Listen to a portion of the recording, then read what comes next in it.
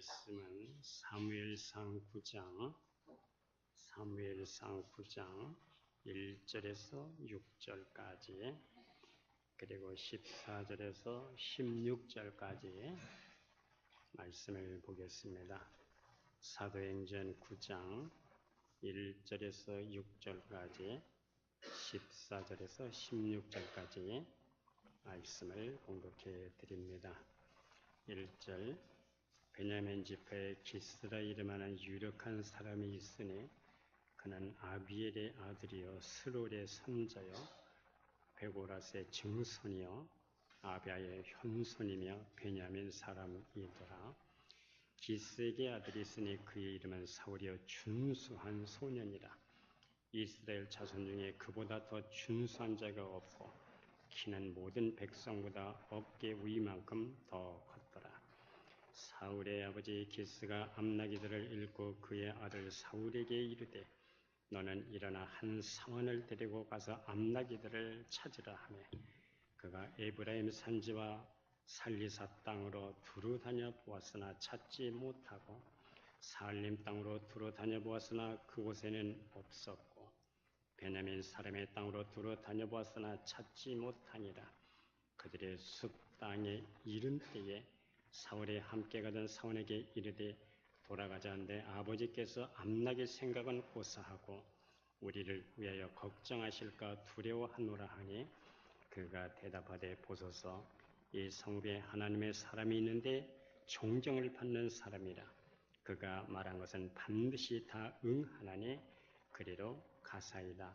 그가 혹 우리가 갈 길을 가르쳐 줄까 하나이다 하는지라. 14절을 봅니다. 그들이 성읍으로 올라가서 그리로 들어갈 때에 사무엘이 마침 산당으로 올라가려고 마주 나오더라. 사울이 오기 전날에 여호와께서 사무엘에게 알게 하여 이르시되 내일 이맘때에 내가 베냐민 땅에서 한 사람을 내게로 보내리니 너는 그에게 기름을 부어 내 백성 이스라엘의 지도자로 삼으라. 그가 내 백성을 분리해서 사람들의 손에서 구원하리라. 내 백성이 부르짖음이 내게 상달되었으므로 내가 그들을 돌아보았노라 하셨더라. 아멘.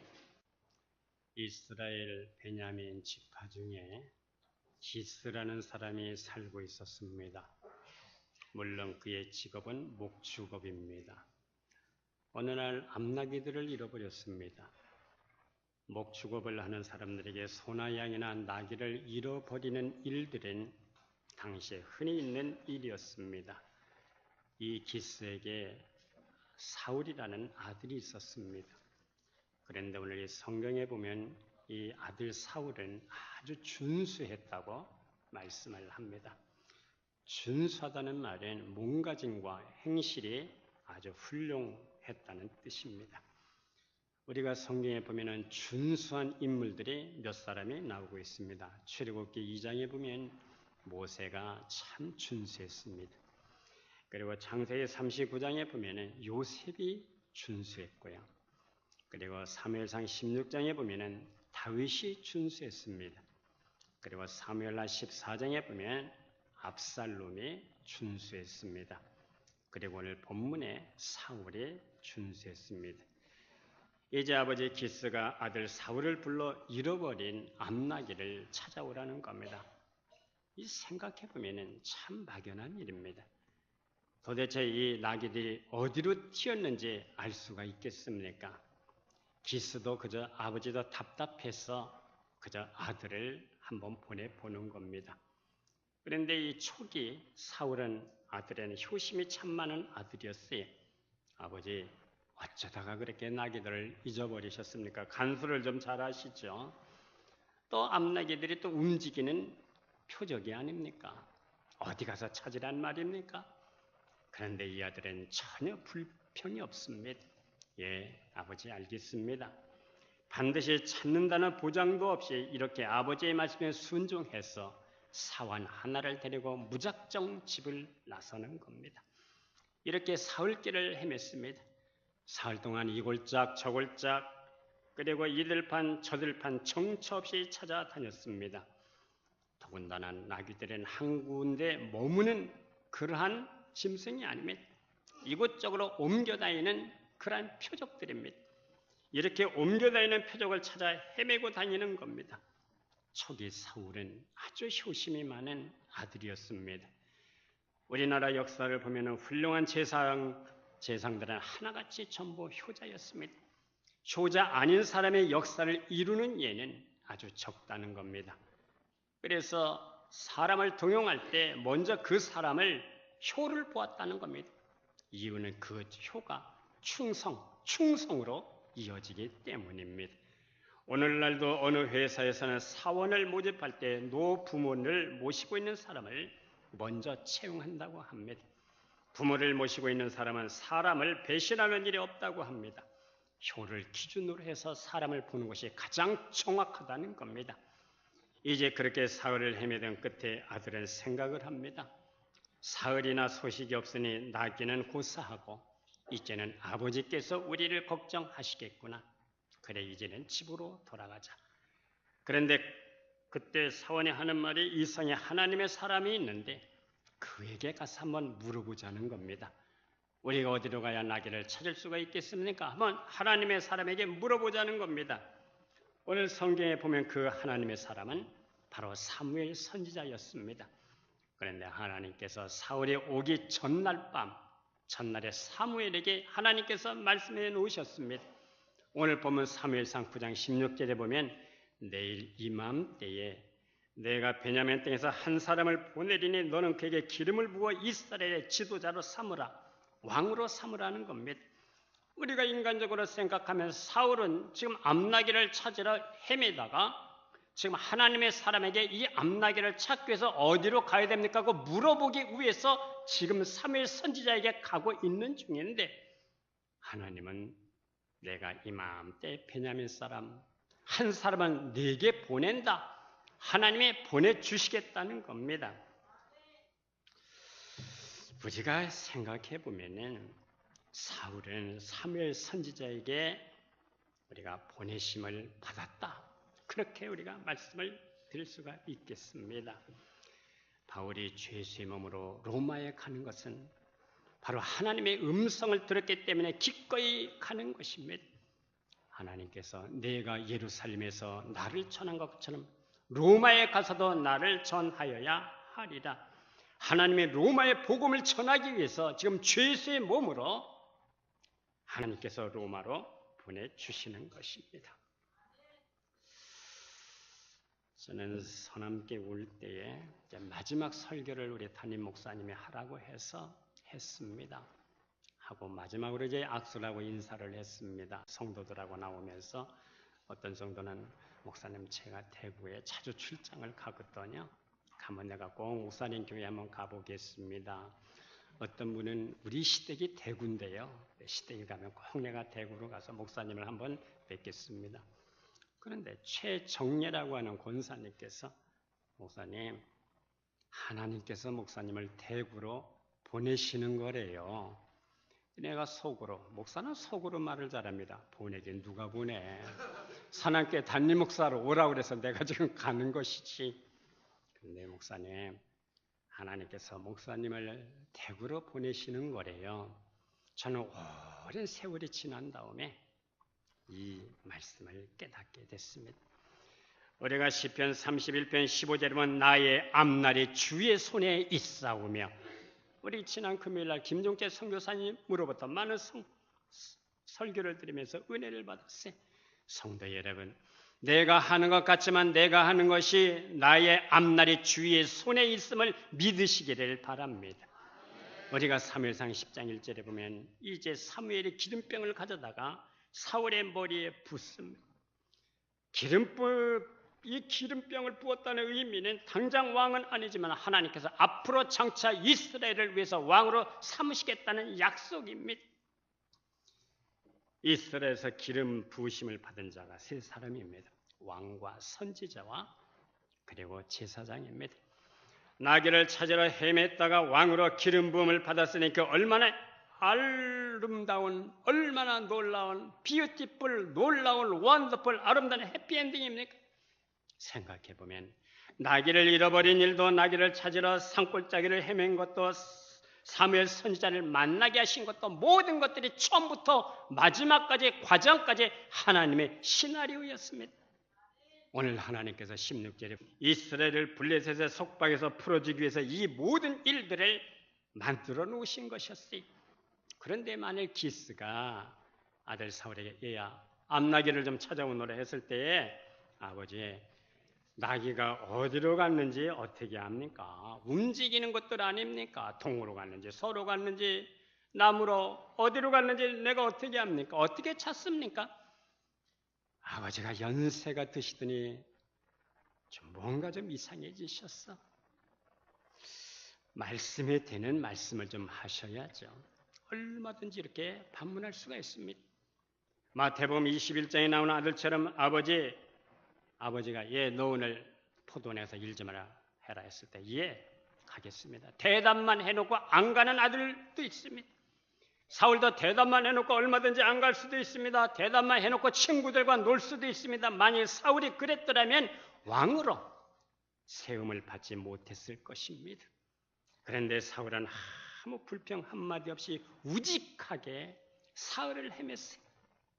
우직하리만큼 아버지의 말씀을 순종했습니다. 아버지 이러는 것이 좋을 것입니다. 저러는 것이 좋을 것입니다. 자기 의견도 개입시키지 않았어요. 나기 때문에 아버지께서 나를 이렇게 고생시키는구나 이렇게 원망하지도 않았어요. 사울은 모르게 헤맸지만 나중에 진행된 모든 것을 생각해보니 이것은 처음부터 하나님의 시나리오였습니다. 인간은 하나님의 시나리오를 통과할 때 복된 역사가 일어나는 것을 믿으시기를 바랍니다. 나는 모르고 나갔지만 하나님은 내 갈 길을 약속하고 정하고 우리를 인도해 주시는 것입니다. 나의 앞날이 주의 손에 있다는 것을 믿으시기를 바랍니다. 하나님의 다루심을 통과해야 그 이후에 길이 열려지게 돼 있는 거예요. 하나님의 시나리오를 통과할 때 그때부터 길이 열리고 기도가 응답되는 것을 믿으시기를 바랍니다. 하나님께서 하나님의 뜻을 이루기 위해서 인간사 모든 일을 주관하시고 섭리하신다는 말씀입니다. 하나님께서 참새 한 마리가 떨어져 죽는 것도 주관하시는 분입니다.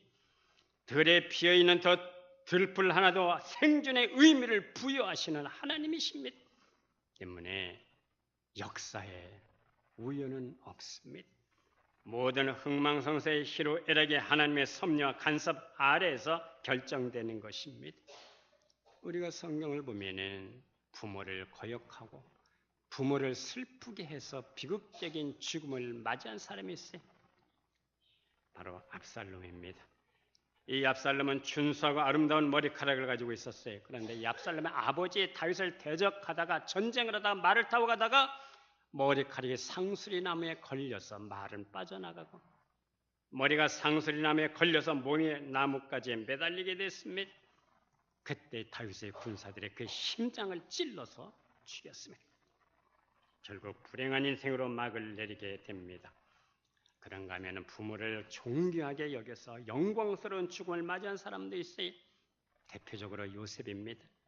그의 형제들이 정말 이 요셉을 미워해서 미움을 받아서 팔려서 애굽까지 갔어요. 세월이 흘러서 애굽의 총리가 되어 있습니다. 이제 총리가 되어 있는 요셉을 만날 때 형님들이 걱정을 합니다. 우리가 요셉을 팔아먹어서는 이제는 우리가 죽는 것은 시간 문제구나. 염려했고 두려워했고 근심했습니다. 그러나 요셉은 형님들이 나를 판 것 때문에 걱정하지 마세요. 하나님께서 생명을 구원하시려고 나를 당신들 앞서 이곳에 보내주신 것입니다. 나를 이곳으로 보내주신 것은 당신들이 아니라 우리 민족을 구원하시기 위해서 하나님께서 나를 이 땅에 애굽의 치리자로 보내주신 것입니다. 구원사로 이해를 했어요. 하나님의 주권됨을 이해를 했습니다.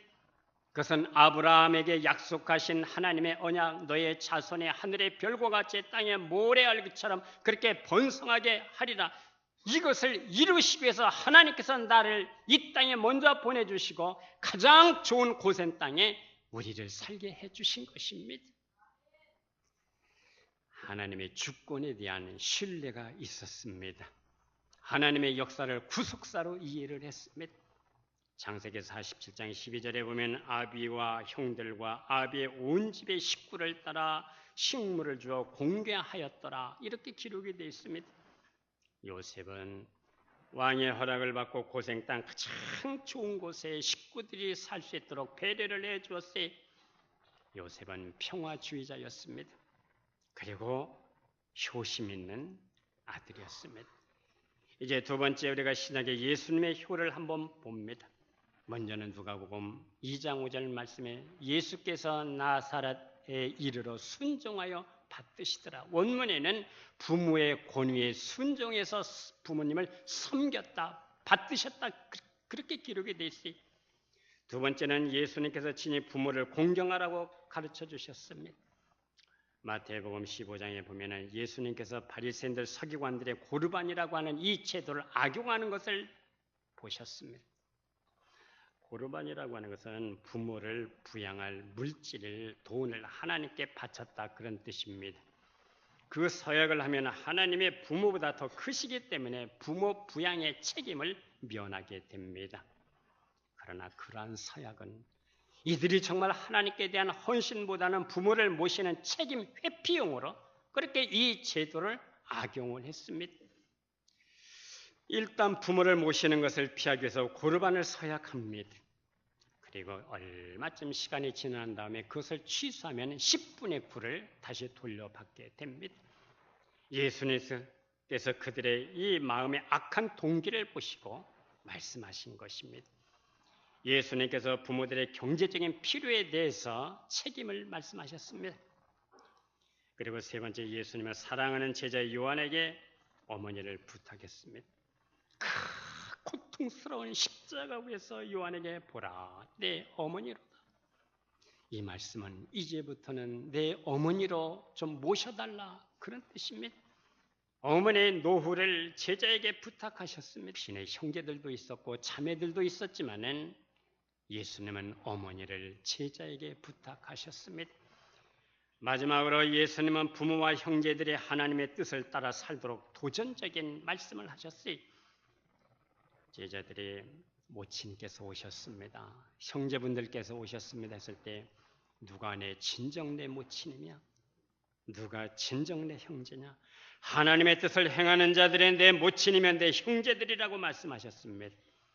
하나님 아버지의 뜻에 순종하는 아버지, 어머니, 형제들이 되게 하는 것, 이것이 최후의 우리의 책임인 것을 믿으시기를 바랍니다. 부모님들이 천국의 소망을 갖게 하는 것, 이것이 바로 효도의 완성입니다. 에베소서 6장 1절부터 3절에 보면은 약속과 축복의 말씀이 나와 있어요. 자녀들아, 주 안에서 너희 부모에게 순종하라. 이것이 옳으니라. 내 아버지 어머니를 공경하라. 이것은 약속이 있는 첫 계명이니 이로써 네가 잘되고 땅에서 장수하리라. 1계명부터 4계명까지는 하나님과 인간관계에서 계명이고요, 5계명부터 10계명까지는 인간과 인간과의 계명입니다. 그 인간관계의 첫 번째 계명 제5계명이 내 부모를 공경하라입니다. 부모를 공경하는 것이 이것이 옳으니라, 옳다, 이 단어가 신약 성경에서 183회가 쓰여져 있습니다. 절대적인 가치를 강조할 때 쓰여졌어요. 두 번째로는 부모를 공경할 때 이로써 내가 잘되고 땅에서 장수하리라. 내가 잘된다는 이 말씀은 무엇인데 잘 풀어진다는 겁니다. 영적으로 더 잘된다는 겁니다. 좋은 사람을 만나게 하신다는 겁니다. 질적인 삶의 축복이 임한다는 말씀입니다. 누가 부모에 대해서 이런 시를 썼습니다. 이 시의 제목이 부모에 대한 오해, 이런 내용입니다. 우리 어머니는 엄마가 보고 싶지 않은 줄 알았습니다. 어머니는 친구가 한 사람도 없는 줄 알았습니다. 어머니의 몸은 절대 아프지 않은 어떤 특별한 몸인 줄 알았습니다. 어머니는 어렸을 때부터 아무 꿈도 품은 적이 없는 줄 알았습니다. 어머니는 새벽에 일찍 일어나고 늦게 잠드는 것을 좋아하시는 줄 알았습니다. 어머니는 특별히 좋아하시는 음식이 한 가지도 없는 줄 알았습니다. 어머니는 짧은 파마머리만 좋아하는 줄 알았습니다. 어머니는 얼굴이 고와지고 몸매가 날씬해지는 것에는 전혀 관심이 없는 줄 알았습니다. 어머니는 모든 것을 좋게 받아들이고 아무 불만도 없으신 줄 알았습니다. 어머니는 언제까지나 우리 곁에 계실 줄 알았습니다. 우리 아버지는 단 하루라도 쉬는 것을 좋아하지 않는 줄 알았습니다. 아버지는 웃는 것을 모르시는 줄 알았습니다. 아버지는 딸이 시집가는 것을 보고 마냥 기뻐만 하시는 줄 알았습니다. 아버지는 좋은 음식 앞에서 배가 불러 먼저 일어나시는 줄 알았습니다. 아버지는 양복 입고 넥타이 매는 것을 싫어하는 줄 알았습니다. 아버지의 주머니는 늘 돈이 들어있는 줄 알았습니다. 아버지는 좋아하시는 운동도 취미도 없는 줄 알았습니다. 아버지는 우리가 하는 말을 귀담아 듣지 않으시는 줄 알았습니다. 아버지는 아무리 깊고 험한 길을 걸어가도 조금도 두려워하지 않는 줄 알았습니다. 아버지의 눈에는 눈물이 한 방울도 없는 줄 알았습니다. 아버지는 우리가 객지로 떠나는 것을 좋아하시는 줄 알았습니다. 이와 같이 오해를 오랫동안 해왔던 우리들입니다. 왜 우리 부모들이 좋아하는 음식이 없겠으며 좋아하시는 옷, 입고 싶은 옷이 왜 없겠습니까? 자녀들 뒷바라지 위해서 다른 걸 생각할 수 있는 여유가 없었기 때문입니다. 멀지 않은 곳에 현풍이 있습니다. 현풍 곽씨 12정려각이 있습니다. 현풍이. 이 정려각은 충신 효자 18등을 기리고자 해서 정문을 세우고 표창하기 위해서 세워진 그러한 건물입니다. 현풍 곽씨 12정려각은 유교 도덕의 기본이 되는 삼강 오륜을 지킨 곽씨 집안 12명을 기리는 그러한 정려비입니다. 이 정려각에는 선조 31년부터 영조 임금 때까지 곽씨 과문에 포상된 12명의 정려가 모셔져 있습니다. 그런데 이 곽씨 집안에 전해져 내려오는 얘기가 있습니다. 이 곽씨 집안에 아주 가난한 집 아들이 하나 있었는데 너무 가난해서 이 곽씨 집안으로 시집 오겠다는 규수가 없는 거야. 너무너무 가난합니다. 그래 어느 정도 가난했느냐? 큰 막대기, 장대를 갖고 눈을 감고 휘둘려도 거칠 것이 없어. 얼마나 가난한지, 얼마나 없는지. 너무 가난해서 혼사를 치를 수가 없는 거예요. 왜? 시집 오겠다는 아가씨가 규수가 없는 거야. 그런데 그 당시에는 양방과 상룸으로 나눠져 있던 시대였습니다. 이 곽씨 집안 아들은 너무 가난해서 혼수를 치를 수가 없어서 부득이하게 상민, 이 상룸의 딸과 혼사를 치르게 됐다는 겁니다. 이 친척들은 양방 가문에서 상룸의 집안과 혼사를 그렇게 이루는 것은 가당치 않다 해서 한 명도 참석을 안 했다는 겁니다. 혼례를 치른 지 3일째 되는 날 시아버지가 갈퀴를 가지고 산으로 나무를 하려고 합니다. 며느리가 물었습니다. 아버님 어디 가시려고요? 그저 집에 있으면 속이 상해서 나무나 하련다. 그러면 저도 같이 가겠습니다. 저도 같이 가서 아버지를 도와드리겠습니다. 얘야 아니다. 말렸지만 며느리가 나무꾼 옷차림을 하고 따라 나섭니다. 설리가랑이를 한 뭉치 묶고 왔습니다. 그날부터 3년 동안 며느리는 삶과 이 들에서 열심히 일을 했으니 이것을 본 동네 어른들의 평가가 달라졌어요. 저런 효부 며느리가 어딨노? 양반집 며느리보다 훨씬 낫다, 규수보다 낫다는 말을 듣게 됐고 한 사람 두 사람 친척들의 마음문이 열리면서 형님 동생하고 친척들과 교제를 하게 됐습니다. 은혜 화전을 봄날에 만들게 되는데 이번 화전에는 그 집 며느리도 좀 초청을 하자 하는 큰 집 종부댁에서 화전을 하니까 나오라는 청을 받았어요. 저는 화전이 뭔지도 몰랐어요. 근데 인터넷에 들어가 보니까 화전이라는 것은 찹쌀가루를 반죽을 해서 기름에 지진 떡으로 계절에 따라서 진달래꽃, 장미꽃, 배꽃, 국화꽃을 이 등등 붙여서 지집니다. 일명 꽃지짐이라고도 한답니다. 우리나라에서는 3월 삼진날 들놀이를 할 때 진달래꽃을 따서 찹쌀가루에 섞어서 지진 이 꽃전을 먹는 풍습이 있는데 이 풍습은 고려 시대 때부터 전해졌다고 합니다. 그래서 이 며느리가 시아버지에게 동네 부녀들이 화전을 하려는데 저를 청했습니다. 아버지 갈까요 말까요? 아버지 말 글쎄 가긴 가야 되겠는데 네가 입고 갈 옷이 있느냐? 아버지 화전을 하는데 무슨 옷이 필요합니까? 입은 채 그대로 다녀오겠습니다. 가보니까 동네 부인들이 하나같이 폼 잡고 왔어. 하나같이 집에서 제일 고운 옷을 입고 왔는데 아주 행색이 초라하고 거지처럼 이 온 며느리에게 시선에 눈길이 집중이 됐어. 시선이 집중이 됐어. 다른 여인들은 가죽신을 신고 와서 벗어 바람비게 이 벽에다가 가지런히 신발거리에다가 이렇게 걸어 놓았는데 이 며느리도 집신을 벗어서 신발거리에 걸어 놓았더니 동네 아주머니들이 깔깔대면서 저렇게 더럽게 생긴 집신을 누가 가져간다고 저렇게 걸어 놓나 조롱을 합니다. 며느리가 소리쳤습니다. 백성들이 손으로 만드는 가죽신은 그래 귀한 줄 알면서 우리 시아버지가 밤새껏 만든 손수 만든 이 집신이 그렇게 소중한 줄을 모르십니까? 소리를 질러댔더니 분위기가 아주 가라앉았어. 이제 밥상에 들어오는데 몇 번 찍어 먹어보니까 너무 맛있어. 그런데 걸리는 분이 있어요. 집에 계신 시아버지가 걸리는 거예요. 먹던 음식을 그대로 싸서 시아버지 생각이 나서 시아버지에게 갖다 드렸더니 이 소문이 사또에게 알려지고 임금에게까지 올려서 큰 상금이 내려졌더라.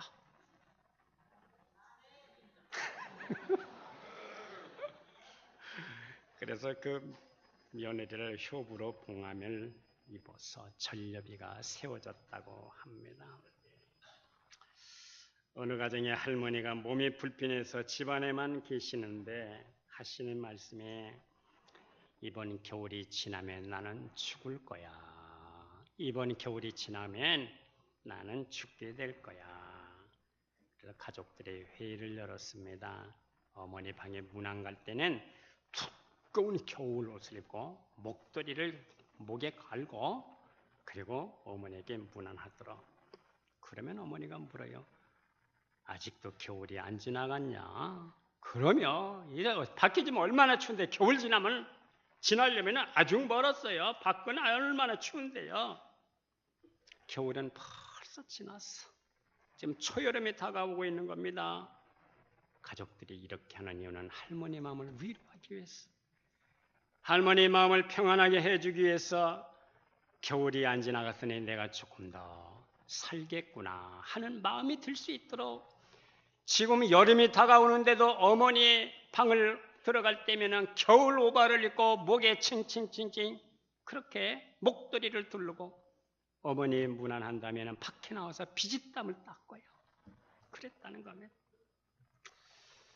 이런 가정에 하나님께서 복을 주시지 않겠습니까? 우리 성도님들 가정을 보면 헉헉대는 가정이 얼마나 많은지 몰라. 위로는 부모님을 모셔야 되고 아래는 자녀들이 커가고 위로 아래로 책임이란 책임을 다 져야 되고요. 인생을 얼마나 숨차고 헉헉대는지 몰라요. 그럼에도 불구하고 성경은 말씀합니다. 내 아버지와 어머니를 공경하라. 이것이 약속 있는 첫 계명이니 이로써 네가 잘되고 땅에서 장수하리라.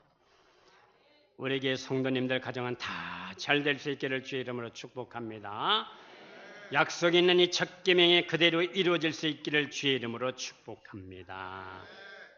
기도하겠습니다.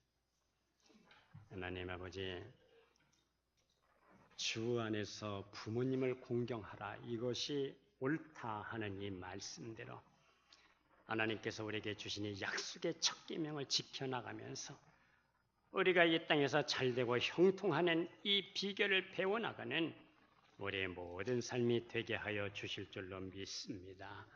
예수님의 이름으로 기도드리옵나이다. 아멘.